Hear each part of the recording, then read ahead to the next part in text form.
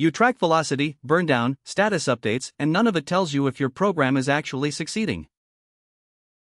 Your steering committee meets in 15 minutes. The sponsor leans over and asks, "So how's the program really doing?" You pull up a status deck full of green circles and percentage bars. But you can feel it, nobody in that room trusts those numbers. Not even you. Today I'm walking you through the exact KPIs that give you honest answers and make leadership actually trust what you're reporting. Most program managers default to tracking what's easy to measure. Tasks completed. Milestones hit. Budget spent versus budget remaining.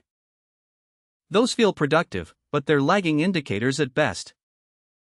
They tell you where you've been, not where you're headed. And when something goes wrong, they only confirm the damage after it's already done. A PMI Pulse of the Profession report found that organizations with mature measurement frameworks waste 28 times less money than those without. The difference isn't tracking more metrics, it's tracking the right ones. The KPIs that actually work for programs fall into 4 distinct categories. I call them the program health stack: delivery, value, stakeholders, and risk. Miss any one of these 4 and you have a blind spot big enough to quietly kill a program from the inside out. Delivery is where everyone starts, and that makes sense. But you need to go well beyond simple milestone tracking. Schedule Performance Index tells you whether your program is delivering on pace or falling behind. An SPI below 0.9 means you're more than 10% behind, and recovery gets exponentially harder with every passing week. Cost Performance Index works the same way for budget. Anything below 1.0 means you're burning cash faster than planned. Track both at the program level, not just across individual projects. A single project might look perfectly healthy while dragging the entire program sideways. Throughput velocity matters too, the count of deliverables actually crossing the finish line each sprint or month. When velocity drops but team size stays flat, something structural is breaking underneath. And measure cycle time from request to delivery. When cycle time creeps up quietly, it almost always means hidden blockers or a governance bottleneck nobody wants to name out loud. This is where strong program managers separate themselves from everyone else. Delivery without value is just expensive activity. Nobody funds a program so that tasks get completed, they fund it for business outcomes. Benefits realization rate measures whether the results you promised in the business case are actually showing up. Track it quarterly, not just at program close. Too many programs declare victory at launch and never circle back to check if the value materialized. Net outcome contribution connects your program's outputs to real business movement, revenue growth, cost reduction, customer retention, whatever your charter committed to. Feature adoption rate matters when your program ships products or tools internally. Something delivered but sitting unused is not a win, it's waste dressed up as progress. McKinsey research shows roughly 45% of large transformation programs fail to deliver their intended benefits. The ones that succeed nearly always have someone watching value KPIs from month 1, not scrambling to measure at month 12. Stakeholder health is the KPI category most program managers skip entirely. And ironically, it's the one that gets programs defunded and cancelled. Sponsor engagement frequency is deceptively simple but incredibly revealing. How often is your executive sponsor actively showing up and making decisions?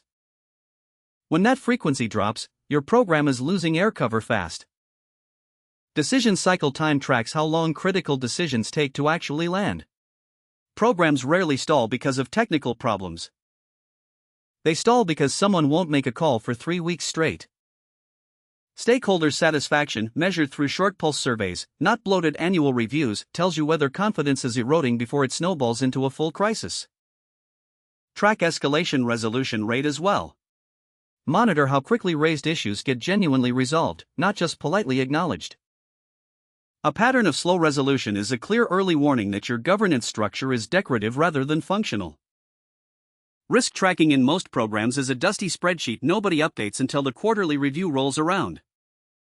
You need to turn it into something measurable and consistently visible. Risk Exposure Index quantifies your total risk landscape, probability times impact, summed across all active risks. Watch the trend line, not just the absolute number. A rising trend means new risks are emerging faster than your team can mitigate them. Dependency Health Score tracks the cross-project and external dependencies your program relies on.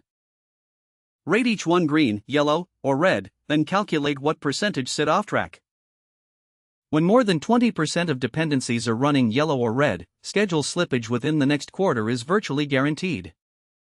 Issue aging reveals how long open problems have been sitting unresolved. Issues older than 2 weeks tend to compound and spawn secondary problems nobody anticipated. Make issue aging a standing agenda item in every single program review meeting. Here's your move right now. Open your current program dashboard and count how many of these 4 categories you're genuinely covering: delivery, value, stakeholders, and risk. If even one category is missing, pick a single KPI from that gap and add it to your very next status report. You don't need to rebuild your entire measurement framework overnight. One honest metric, tracked consistently, will transform the quality of conversations you have with leadership. Start small, start today. If this helped you rethink how you measure program success, subscribe for more practical program management content. I'll see you in the next one. That's a wrap, thanks for watching. If this gave you one idea you can use today, hit like and subscribe. See you in the next one.